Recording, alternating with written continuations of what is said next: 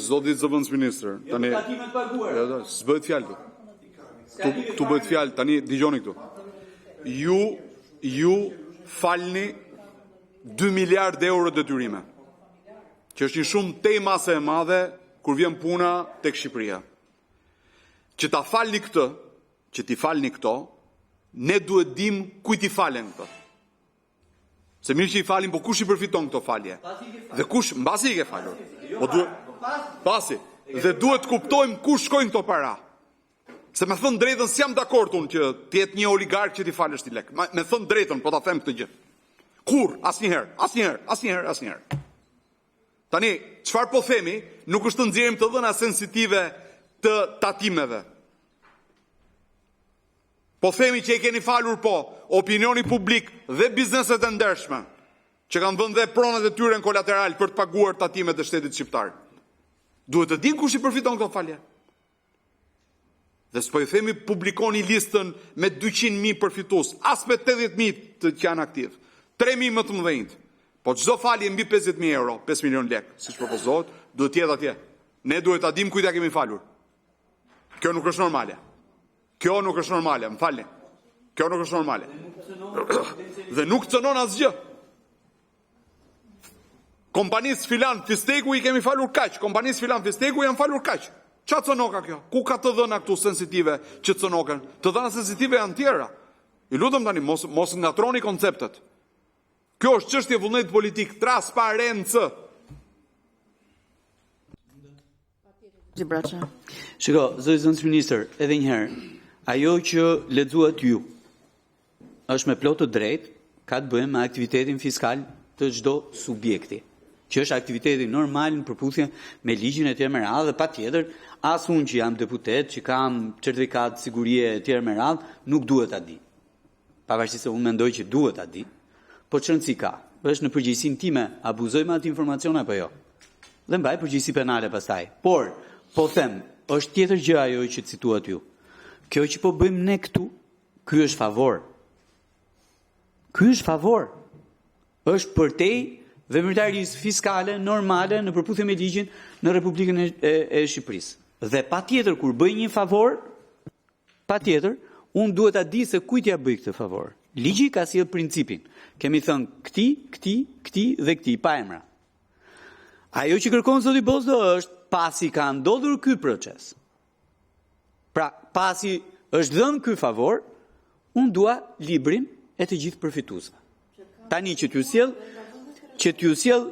sjell në vëmendje dhe një element rëndësishëm. Kur e pyetëm ministrin e financave këtu, ju lutem. Kur e pyetëm ministrin e financave këtu për këtë gjë, na tha që 90% e atyre që përfshihen dhe që praktikisht do ju shuhet detyrimi e tjerë me radhë, janë kompani që s'ekzistojnë më. Çfarë problemi kemi ne në këtë rast? Janë kompani të mbyllura, tha ministri. Atëre, ky është një element transparence që për nevoja të parimësisë së këtij ligji duhet jetë në ligj me ses bën.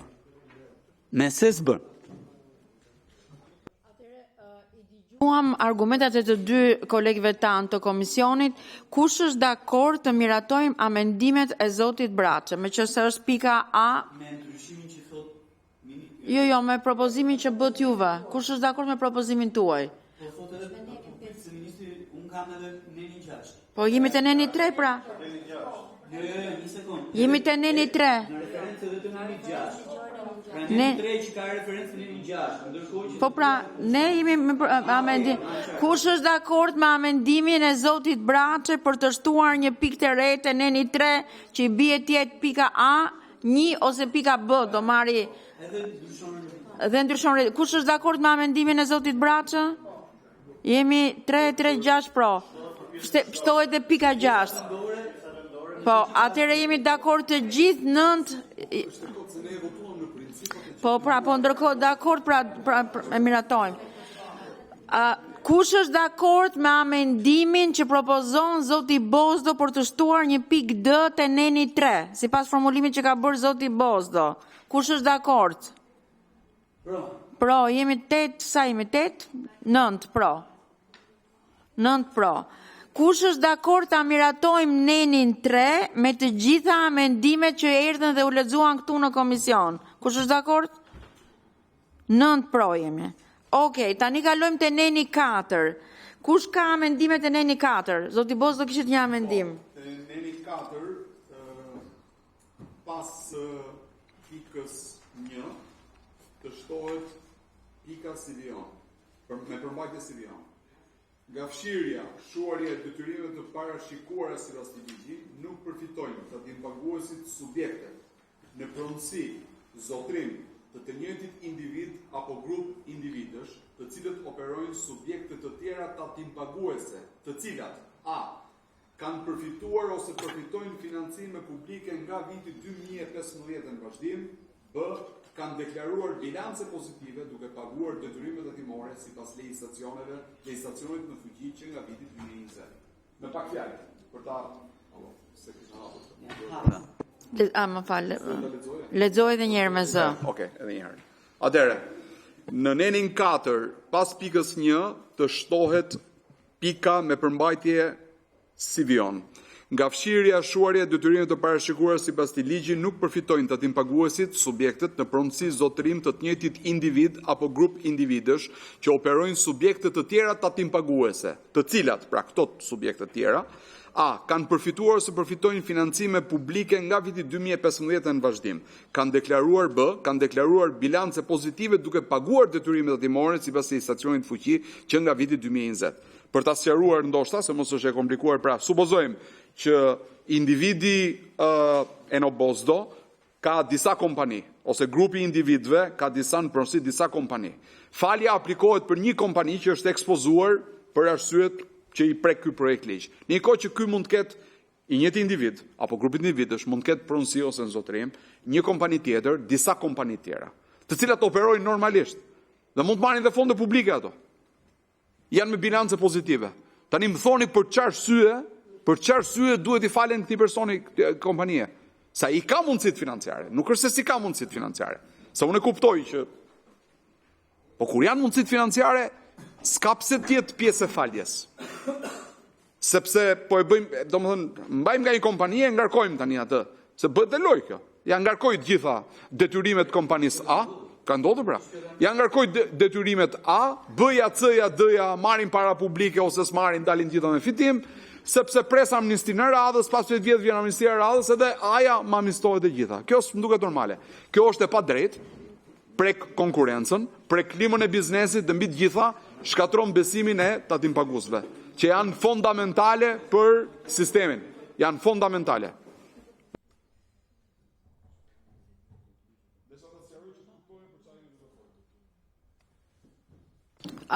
Ministria e Financave? Zëra kryetari, nderuar zoti Bozdo, unë e kuptoj mjaft mirë shqetësimin që ngrenë zoti Bozdo, por në gjykimin ton kjo do krijonte një komplikim thuajse të pamundur menaxhimin e frymës së këtij ligji, sepse mund të jenë të shumta dhe kompani që kanë përfitime qoftë nga sektori publik, qoftë nga sektori privat në nivele të ndryshme, kush për pak e kush më shumë, që do ta bëte praktikisht të pazbatueshëm nga ana jon gjurmëshmërinë dhe ndjekjen e atyre individëve ose atyre kompanive që do përfitonin nga kjo lloj mase. Kështu që megjithse e kuptoj shqetësimin parim, ne i kemi ngelur parimit që kjo masë do jetë universale për të tërë.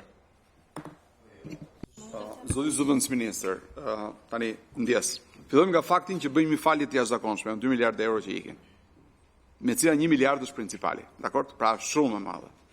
E dyta, nuk ka lidhje kjo me sa të aftë apo çfarë mundësish keni ju për të bërë këtë falje.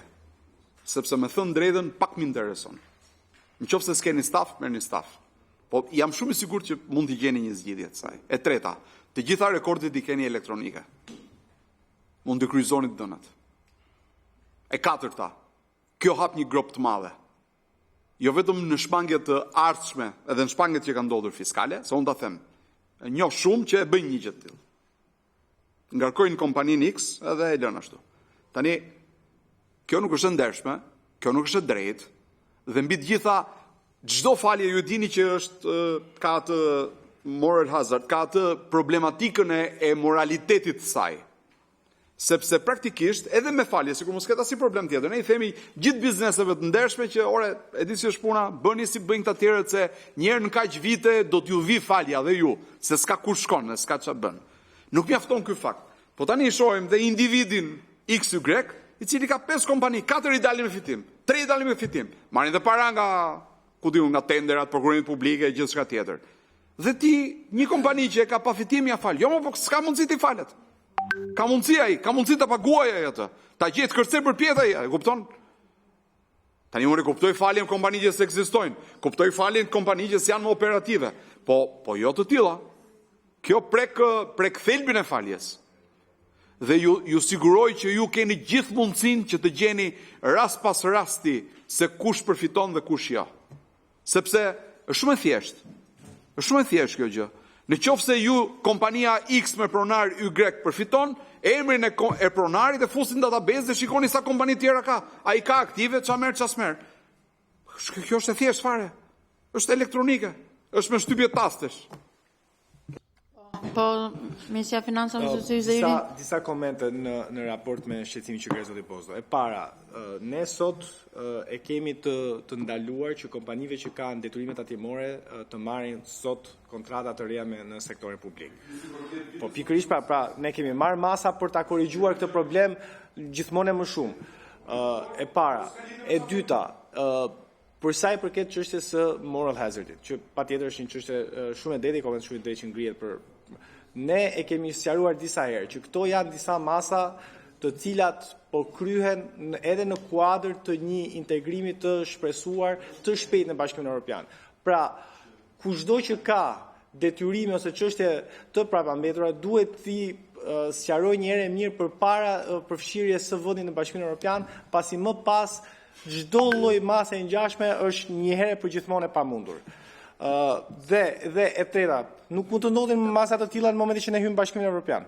Pra, dhe e treta dhe më e rëndësishme e thash, ne nuk mund të pezullojmë ose nuk mund të mos I japim mundësi të përfitojnë kompanive të vogla të cilat mund të kenë marrë një kontratë vogël shërbimi dikur në sektorin publik dhe pastaj për shkak të problemeve që janë krijuar me furnitorë të tjerë në sektorin privat të mos përfitojnë nga kjo masë. Pra logjika është pikërisht universale në mënyrë që e gjithë ekonomia shqiptare të përfitojë një herë mirë nga ky spastrim për të formalizuar një herë mirë ekonominë në kuadër të integrimit.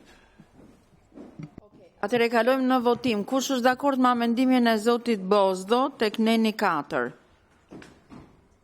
3 pro. Kush është kundër amendimit? 2, 3, 5, ka një absteni. Kush është dakord me projekt me nenin 4 sipas propozimit që sjell Ministria e Financave? 5 pro. Nuk ka ndryshime këtu. Këtu është siç e keni sjell ju. Kush është dakord, kush është kundër? 3 kundër, një abstenim. Kalojmë te neni 5.